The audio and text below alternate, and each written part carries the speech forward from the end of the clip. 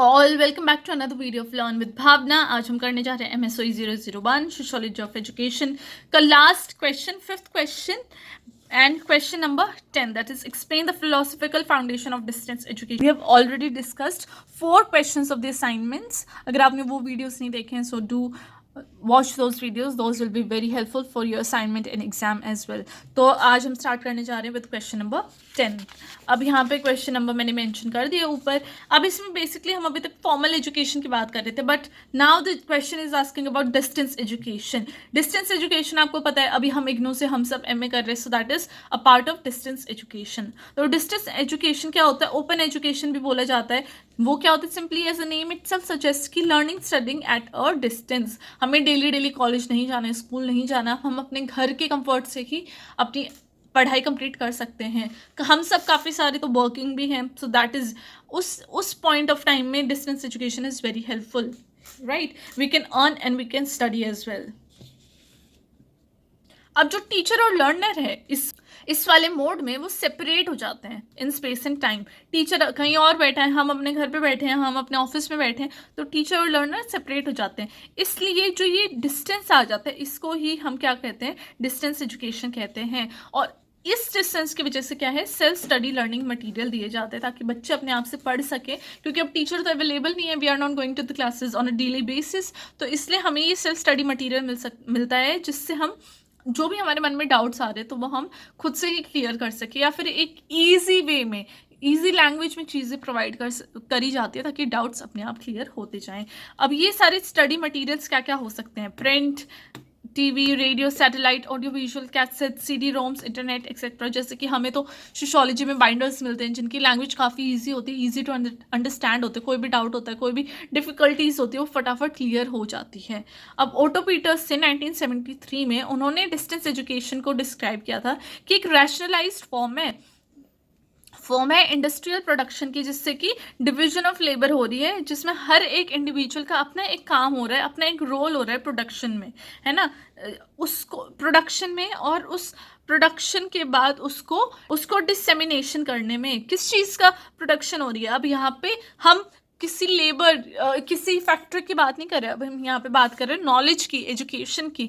अब प्रोडक्शन हो रही है नॉलेज की, है ना? तो उससे वो डिवीजन भी हो रही है, उससे वो अच्छी से आगे भी बढ़ाई जा रही है. और इससे क्या हो रहा है? मैकेनाइजेशन हो रही है नॉलेज की, जो कि अचीव की जाती है थ्रू असेंबली लाइन प्रोडक्शन या फिर मास प्रोडक्शन से. तो एक जन पढ़ाता है और काफ़ी सारे लोग सीखते हैं, उसकी बेसिकली ये बात हो रही है. और यहाँ पे कोई भी लिमिट नहीं होती है, जितने भी कॉपीज़ या कोई भी कोर्स होए उतने ही प्रोड्यूस किए जाते हैं और स्टूडेंट्स उतना ही वो पढ़ते रहते हैं. उसकी कोई भी लिमिट सेट नहीं होती है. किसकी लिमिट की बात कर रहे हैं? पढ़ाने की और सीखने की. There is no limit to it.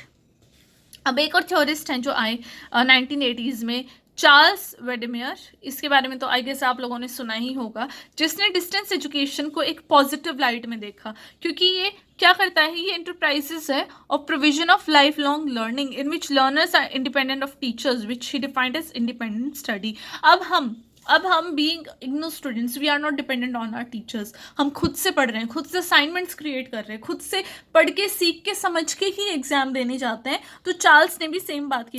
प्रक्रिया में लाइफ लॉन्ग लर्नर्स बिल्ड होते हैं हु आर इंडिपेंडेंट स्टूडेंट्स, या फिर it is termed as independent study. अब माइकल मूरे भी आ जाते हैं, जिसने कि कंफर्म किया था चार्ल्स का नोशन. इसने फर्दर क्या कहा था माइकल ने, कि जब हम स्ट्रेस करते किन चीज़ों के ऊपर, 2 कैरेक्टरिस्टिक्स उन्होंने डिफाइन कर दिए थे, कि जैसे कि dialogue and individual study. Dialogue क्या होता है? कुछ भी हो सकता है डायलॉग, 2 फ्रेंड्स के बीच में. अब फॉर एग्जांपल मैं आपको ये चीज़ एक्सप्लेन कर रही हूँ, कोई भी topic, so that is a dialogue, that is a conversation जो हो रही है. तो dialogue and individual study. For Moore, dialogue में be interpreted as academic interaction aimed at affecting teaching and learning. Individualisation, अब देखो कोई भी इंटरेक्शन हो रहा है जिससे टीचिंग लर्निंग हो रही है, वो मोरे के लिए क्या है? डायलॉग है. और इंडिविजुअलाइजेशन क्या मेजर है? वो एक ऐसा मेजर है जहाँ पे एक पर्सन उस चीज़ के लिए रिस्पॉन्स लेके आ रहा है. अब according to Moore distance education क्या होता है? एक टीचर और लर्नर के बीच में डिस्टेंस नहीं मेजर करना चाहिए. किस टर्म्स में? स्पाशियल, मतलब कि स्पेस के टर्म में, कि वो कहाँ, टीचर कहाँ है, कहाँ नहीं है. बट ये हमें देखना चाहिए कि डायलॉग और इंडिविजुअलाइजेशन में क्या डिफरेंस है ना। टीचर्स के बीच में डिफरेंस नहीं है टीचर स्टूडेंट में, बट जो उनके बीच में डायलॉग है, जो कन्वर्जेशन है और उससे जो इंडिविजुअलाइजेशन क्रिएट हुआ है मोरे के लिए, वो है डिस्टेंस एजुकेशन। अब जितनी भी हायर डिग्री होती हैं दोनों की, तो लेस डिस्टेंस पेडोलॉजिकल टर्म्स में वो क्रिएट हो जाता है और दोनों डिग्रीज की जो वेरिएबल्स है वो काफ़ी लो हो जाते हैं। इससे क्या है, कोर्स और प्रोग्राम काफ़ी ज़्यादा डिस्टेंट हो जाता है, काफ़ी ज़्यादा लंबा खिंच जाता है।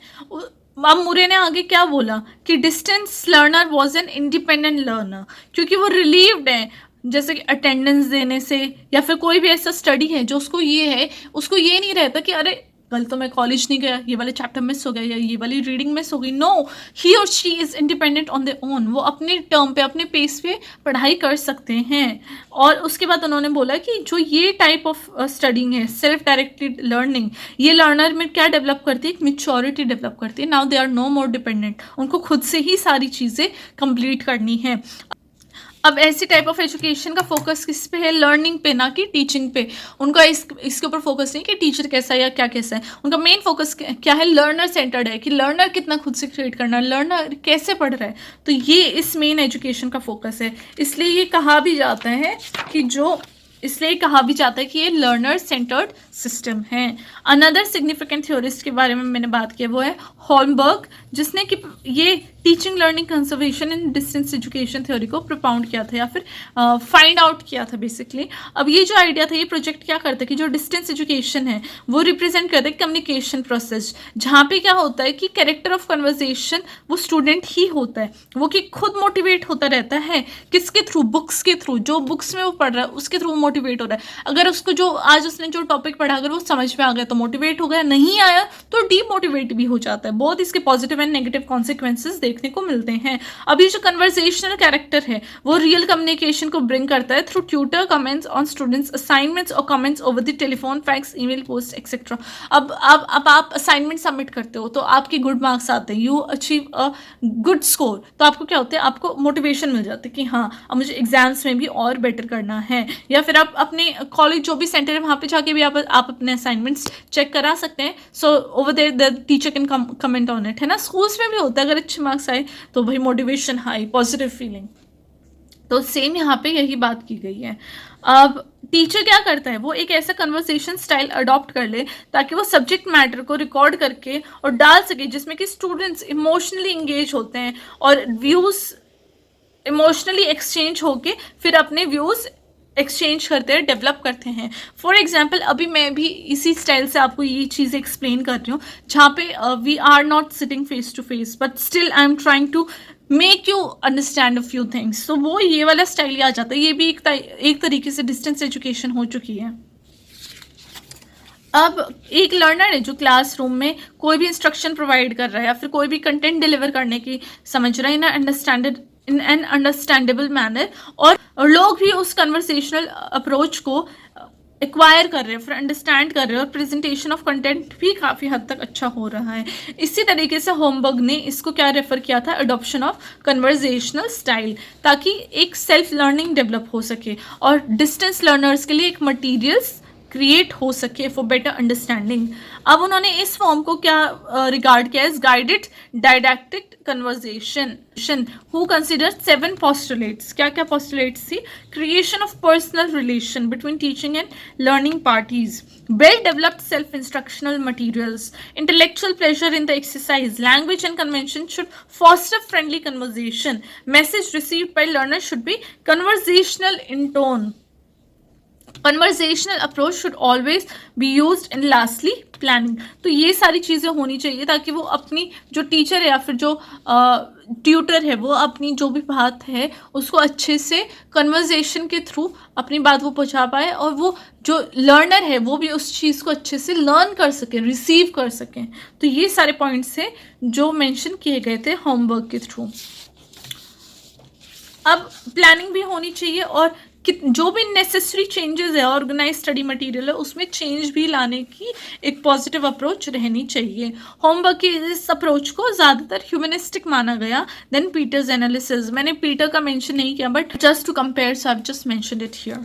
नाउ अब आजकल ऑनलाइन लर्निंग भी आ गई है, जो कि अगेन डिस्टेंस एजुकेशन ही है, और कोऑपरेटिव लर्निंग जो कि प्रोफाउंड की गई थी by Johnson and Johnson in 1990 and McConnell in 2000, जहाँ पे लर्निंग प्रोसेस एक इंडिविजुअल परसुएट नहीं देखा गया बट एक सोशल प्रोसेस देखा गया, जहाँ पे लर्नर एक दूसरे को हेल्प कर रहे हैं एक अंडरस्टैंडिंग डेवलप करने के लिए, जो भी कंटेंट है, जो भी मटेरियल है, उसके बेसिस, उसके लिए, है ना, राइट। अब जैसे कि मैं भी तो एक स्टूडेंट हूँ, but I am trying to make my peers, जो भी मेरे और फेलो मेट्स हैं इग्नू के एमएसओ के, तो I am trying to help them out, तो उसको मोर ह्यूमनिस्टिक अप्रोच देखा गया।